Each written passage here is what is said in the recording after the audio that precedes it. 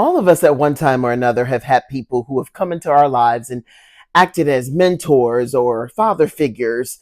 For me, that person is Henry Dickey Jones. Early on in my career here in Atlanta, Georgia, he was an amazing support system. And now he has written a book with several other men, Savannahans, and the book is called From Then Until Now. I wanted to take the time to sit down and talk to him about the book and talk to him about his life and the ups and downs of it all. Here's our conversation. Take a look. What made you want to write this book, From Then Until Now? Every Wednesday, a group of guys, and we talk about everything from current events, race, religion, whatever, And we also talked about growing up as young kids and how we see people now, the young people now, as they are now compared to, how we were. And we said, you know what? When you look at the way we grew up, we had nothing. And these kids have everything. Why would they want to go out and get in trouble, shoot somebody, kill somebody, end up in prison, or end up dead? So we decided, well, at least, let's write a book and talk about our lives. And maybe they'll get it and compare the way we live and how they live. And perhaps they can say, well, if they can do it with nothing, we have all these things that we can do. Go to school. Let's go to school and try to do something other than go out and rob somebody, end up in prison, etc. Yes. Are these your friends, yes, colleagues, people you grew up with in Savannah? Yeah. Or these are people I grew up with, I've been knowing most of my life. Why do you think it's important for Black men to talk to, support, inspire other Black men, like having your own community?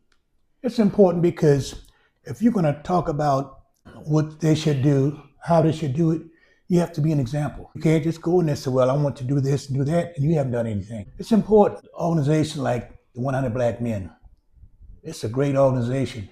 When I think about it, my kids were involved in it, professional people too. I think you have a lot of Black men who are out there trying to make things better and to avoid kids going to prison or being killed. What specifically did you want, or do you want the reader to understand from the story that you're telling? Growing up. And you grew up in Savannah, in Savannah, right? Yeah. Growing up, we live in an area where just all Black. It's almost like a village. And the housing was something to live in, nothing extravagant. We didn't have hot water. We didn't have electricity. And we didn't have gas, okay? The heat was done by wood, wood stove. The cooking, let's say the cooking. The other heating was done by kerosene heaters, and lighting was kerosene lamps. The toilet was outside. Luckily, it flushed, but we had to go outside to use the toilet. Hot water was done on the stove, had to heat the water on the stove and put it in the tub. So I think about that, and I think about when I went to Savannah State, after high school, let me put it this way, high school, I went to St. Pius, went to Catholic school. When I went to Savannah State, they had a pretty good band. And they had one when I was there. Man, and all the pretty majorettes. Oh man, I want to be a part of this. But I couldn't play no instruments. I couldn't beat no drums. So they needed a drum major. One of the guys who was there dropped out. So I said, I'm gonna try out for this. But I didn't want to be a part of the group. After a couple of years, I decided, well, I want to go in the military. I spent 3 years in the military. I was a teletype operator. I spent a year in Korea, a year in Dominican Republic. Oh. It's interesting, places I probably wouldn't have gone alone. After that, came home. One day, I was on the corner talking to the guy, and a friend of mine passed by. He said, hey, Dickie, man, somebody want to meet you. I said, okay. So I went to the car, and it was Pat. Hey! my future wife. That's how we got to be husband and wife. From that point on, eight months later, we said, well, she wanted to get married. Now, she didn't have to get married because there wasn't no thing, well, she was pregnant, she got, nothing like that. She just knew she wanted to be with you. Yeah, exactly. And I wanted to be with her. Pretty girl, yeah. So that's what we did. And then. How long were you married, Daddy? 52 and a half years. The majority of people, particularly now Black people, do not even want to be married. And the idea of being married for more than half a century is amazing. Mhm. How in the world did you all make that possible? Well, to begin with, my my wife, when we got married, she just turned 18. Mhm. I was 23. Okay, Mhm. and we stayed with my mom at my mom's house, the house that I bought her. I bought her a house when I came out the military because we've been moving this place, that place. I decided to buy a house, so we stayed there for a while, and then we moved into our own apartment. Now, keep in mind now, she didn't have any skills. Mhm. Couldn't cook, couldn't drive, couldn't pay any bills. So I did all that, but she learned, and we were just very supportive of each other. I don't care what it was. When she started working, she worked as a secretary for a while. Then she went to the railroad and worked there. Um, we did okay financially. We were able to make it. And but our thing was, we shared what we had together. It wasn't yours and mine. It wasn't like that. We wanted our kids to have a good education, so we sent them to Catholic school because that's where I went, Catholic school. And we just, I don't know, we were just a group. I mean, two people who loved each other Mhm. and wanted to make things better for us and and the kids. What's hard about being married? Well, first of all, you got to care about each other. You got to have a plan about what you want to do. Sometimes you don't always agree. You have disagreements. I know my wife would tell me, "I guess you still mad, huh?" And being married is something that you have to want to do. And I always wonder, what does it take for a person to want to divorce Mhm. someone? I don't understand that. My life wasn't perfect, but I was a survivor when it came to marriage. I just wanted to do things to make my family proud, my kids proud. But when I came out of the military, I went to the fire department as a firefighter. I wasn't looking to be a firefighter. I needed a job. I enjoyed the people there. I was the only black guy there. How was that, being the only black in a sea of non-blacks? Well, it was okay. What did you learn? I was accepted. And, Okay. when we went on an alarm, everybody was everybody. You make sure everybody was safe. We ate together, slept together. Mhm. So we got along well. There's a chapter in the book, Daddy, that's called Becoming a Man. hmm And for you, what does that mean? What did that mean, becoming a man?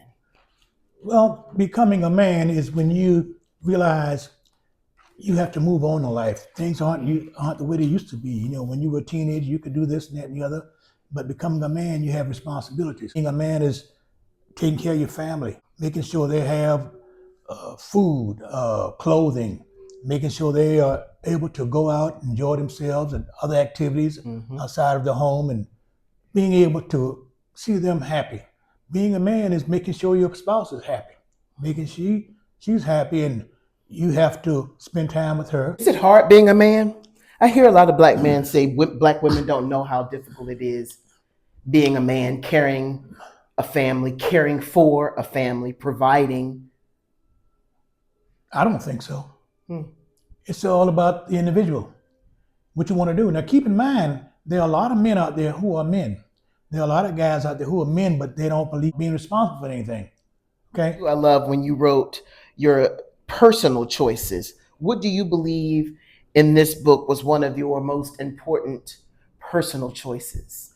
Well, my personal choices was making sure that the people that I call friends were friends. Hmm. That's important. Making sure that these friends were there if I needed them for whatever, just to talk about whatever my situation may be. What do you want young people to gather from this entire book, from then until now?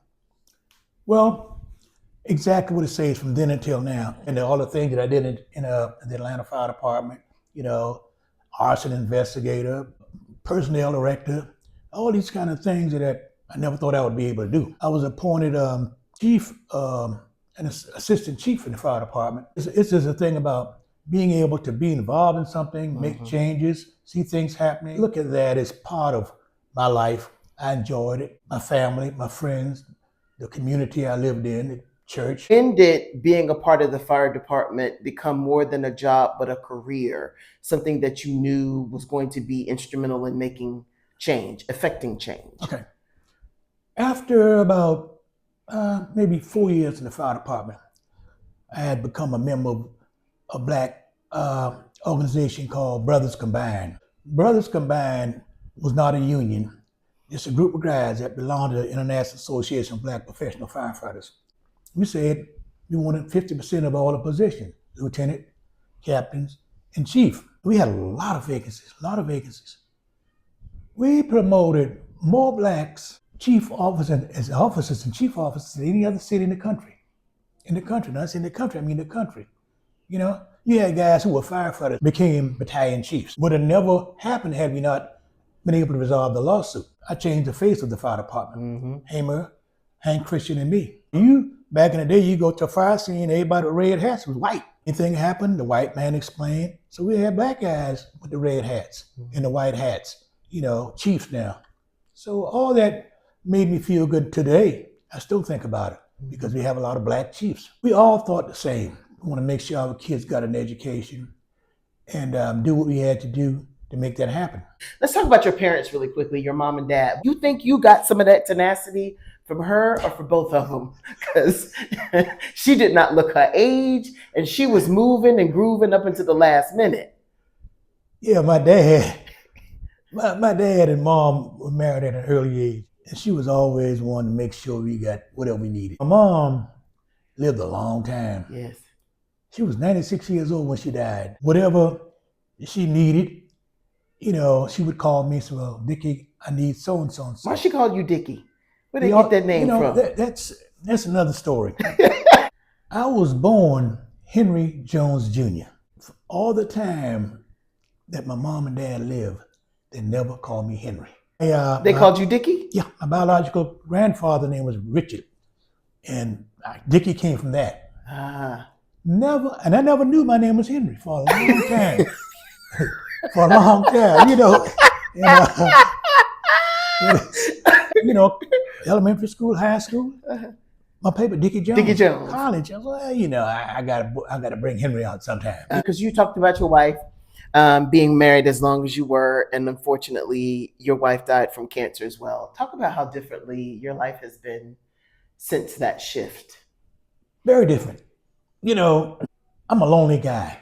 Okay, I'm a lonely man. I'm not lonesome, but I'm lonely.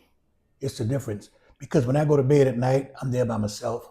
When I wake up in the morning, I'm there by myself. As I walk throughout the house, I'm by myself. My wife would normally be there with me. And it's not the same. Life is not the same. I'm not interested in doing a lot of things. I stay home most of the time because that's what I want to do. I'm not looking for anybody. I'll never, ever think about getting married again. Number one, I'm too old. And the other thing is, I could never love another person like I love my wife. So it's like 50% of my life is gone. It was a 50-50 thing, and 50% is gone. Never be the same. But I think about it all the time because I come in here every morning, make sure the plants are watered. I say a prayer every morning, and I do the same thing every night. I say a prayer, come in and say a prayer. And because my wife spent a lot of time in this room, she would sit down and on the phone, read a book, the Bible, and talk on the phone with her friends. This was her place, a little quiet, a little peaceful place for her. And I think about it all the time, so that's why I try to make sure everything is everything. Now, the Christmas tree has been up for probably maybe about 5 years. It's been there for 5 years. It'll stay there until I die. It's a memory of my wife. All these things here is remembrance of my wife. It's just like memorial, my wife. And I come in here, talk to her, she doesn't answer, but I talk to her anyway, let her know how much I love her. I tell my kids I love them, my family. And how hard was it for you to watch or know that your wife was not going to make this particular round of cancer and beat it? Well, one day Cecily and I went to the hospital and, I told her, I said, things don't look too good. But my wife was still, talking, get up, whatever. And so one day we were there, Roddy, Cecily and me, we were there at the hospital. the doctor came through. My daughter said, "Doctor, what stage is my mom in?" So the doctor said, "Well, she's in no stage. She has anywhere from 3 weeks to a month to live," which was shocking to us. We never heard that before. So we brought her home and hospice care, and she was here maybe 2 weeks before she died. But she never complained. Never complained. I mean, she would talk. I always wonder about when people are dying, what do they think about? Mm-hmm. But she was a prayerful person. She always prayed, always prayed. And she had a thing, she left a little diary sort of thing, and I was just going through some things, and she would write things that happened daily in her life. But at the end of it, she would put down there, "It is well with my soul." Hell, you are going for treatment all this time, but you still, a believer Mm-hmm. that things going to be okay. She knew what the deal was, and she accepted it. And if there's a heaven, I know she's there. Can't be any place else. How do you want to be remembered, Daddy? I want to be remembered just what I put in the book. Whatever I say in the book, that's how I want to be remembered. As a guy who's trustworthy, a guy who's honest. If I said I'm going to do something, I'm going to do it. Mm-hmm. I want to make sure that people understand or look at me as a person who always cared for others, not just for myself. Remember about the things that I've done. The young people that's behind me, some of them know me, some of them don't. Mm-hmm. But the ones that do remember me, and I want that to be my legacy. And I'm sure that's exactly how he will be remembered. Again, the name of the book is From Then Until Now: Short Memoirs of 8 African American Savannahans, compiled by men of a certain age. And then the information after this will be where people can get the book.